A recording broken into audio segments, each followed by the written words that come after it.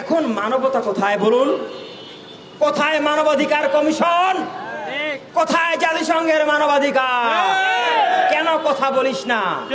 তার মানে মানবাধিকার হচ্ছে আসলে মুসলমানদেরকে জুলুম করার অধিকার। এই বাটপারি আমরা বুঝি।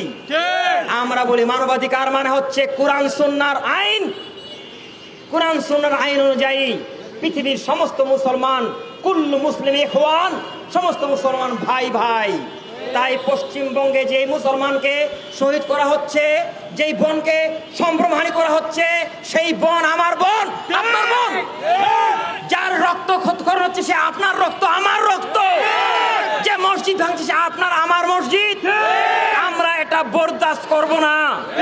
বাংলাদেশ সরকারকে অবশ্যই অবশ্যই অবশ্যই আজকে এখনই এই জন্য ভারতকে নিন্দাবাদ জ্ঞাপন করতে হবে এবং হুঁশিয়ার করতে হবে মোদিকে।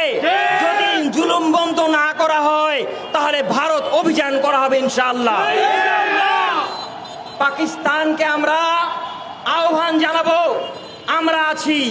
ভারত দখল করতে আমাদের মাত্র 3 ঘন্টাও সময় লাগবে না।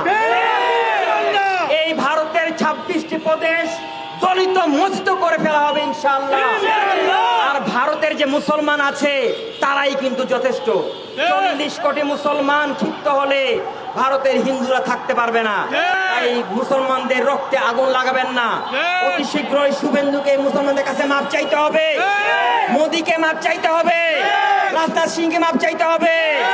এই হরিয়ানার এই মুখ্যমন্ত্রী এই হেমন্ত, তাকে মাপ চাইতে হবে।